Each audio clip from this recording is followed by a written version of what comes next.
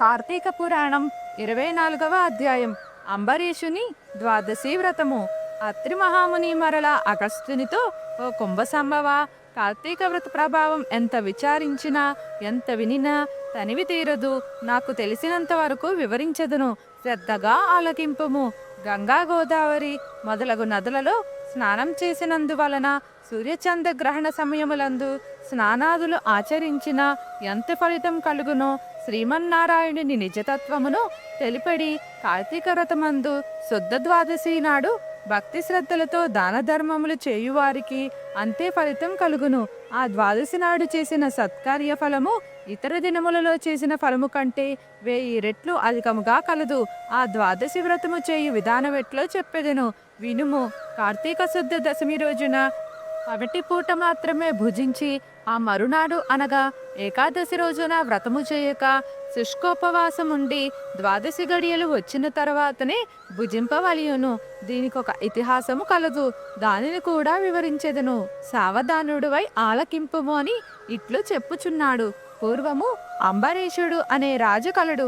అతడు పరమ భగవత్తముడు, ద్వాదశి వ్రతములు పీరుడు.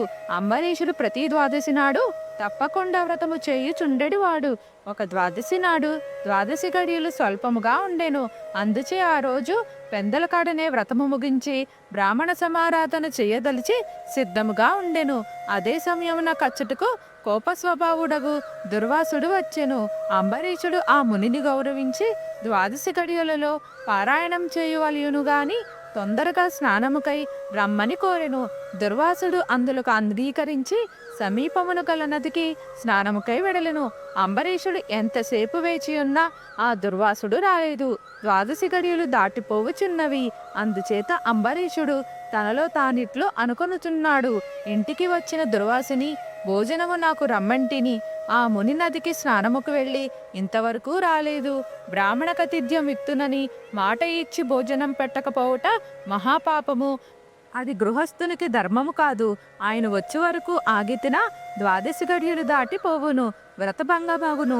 ఈ ముని మహాకోప స్వభావం కలవాడు. ఆయన రాకుండగా నేను భుజించుచున్నా నన్ను శపించును. నాకేమీయూ తోచుకున్నది. బ్రాహ్మణ భోజనం అతిక్రమించరాదు, ద్వాదశ గడియలు మించిపోకూడదు. గడియలు దాటిపోయిన పిదప భుజించిన ఎడల హరిభక్తిని వదిలిన వాడనగుదును. ఏకాదశి నాడున్న ఉపవాసము నిష్ఫలమగును. ద్వాదశి విడిచి భుజించిన భగవంతునుకు భోజనం చేసిన దుర్వాసునుకు కోపం వచ్చును. అదియుగాక ఈ నియమమును నేను అతిక్రమించిన ఎడల వెనుకటి జన్మయందు చేసిన పుణ్యములు నశించును.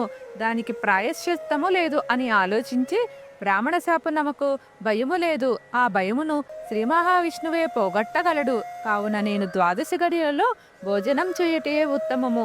అయినను పెద్దలతో ఆలోచించుట మంచిదని సర్వజ్ఞులైన కొందరు పండితులను పిలిపించి వారితో ఇట్లు చెప్పెదను, ఓ పండిత శ్రేష్ఠులారా, నిన్నటి దినమున ఏకాదశి అగుటం చేసి నేను కటిక ఉపవాసం ఉంటిని. ఈ దినమున స్వల్పముగా మాత్రమే ద్వాదశి గడియలున్నవి.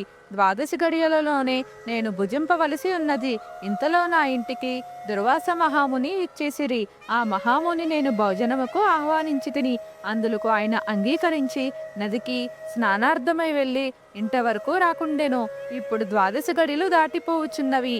బ్రాహ్మణుని వదిలి ద్వాదశి గడియలలో భుజింపవచ్చునా లేక వ్రతభంగమగును సమ్మతించి ముని చెప్పే వరకు వేచి ఉండవలన? ఈ రెండింటిలో ఏది ముఖ్యమైనదో తెలుపగలరు అని కోరిని. అంతటా ఆ ధర్మజ్ఞులైన పండితులు ధర్మశాస్త్రములు పరిశోధించి విమర్శ ప్రతి విమర్శలు చేసుకొని దీర్ఘముగా ఆలోచించి, మహారాజా, సమస్త ప్రాణికోటులు గర్భకు ఆహారాల మందు జఠరాగ్ని రూపమున రహస్యముగా ఉన్న అగ్నిదేవుడు ఆకలిని పుట్టించి ప్రాణులను భుజించిన చతుర్విధానమును వచనముగా చించి దేహేంద్రియాలకు శక్తిని సంగుచున్నాడు. ప్రాణవాయువు సహాయంతో జఠరాగ్ని ప్రజ్వలిల్లును. అది చెలరేగిన కుద్బాధ దప్పిక కలుగును. ఆ తాపము చల్లార్చవలనన్న అన్నము నీరు పుచ్చుకొని శాంతపరచవలను. శరీరమునకు శక్తి కలుగు చేయువాడు అగ్నిదేవుడు. దేవతలందరికంటే అదుకుడై దేవపూజ్యుడైనాడు. ఆ అగ్ని దేవునందరను సదా పూజింపవలను. గృహస్థు ఇంటికి వచ్చిన అతిథి కూడా జాతివాడినైనాను భోజనమిడుదు అని చెప్పి వానికి పెట్టకుండా తినరాదు. అందులో 100 వేదాంగ విద్య విశారదుడును మహతపస్సలియు సదాచార సంపన్నుడును అయిన దుర్వాస మహాముని భోజనముకు పిలిచి వారికి పెట్టకుండా తాను భుజించుట వలన మహాపాపము కలుగును. అందువలన ఆయుక్షీణం కలుగును.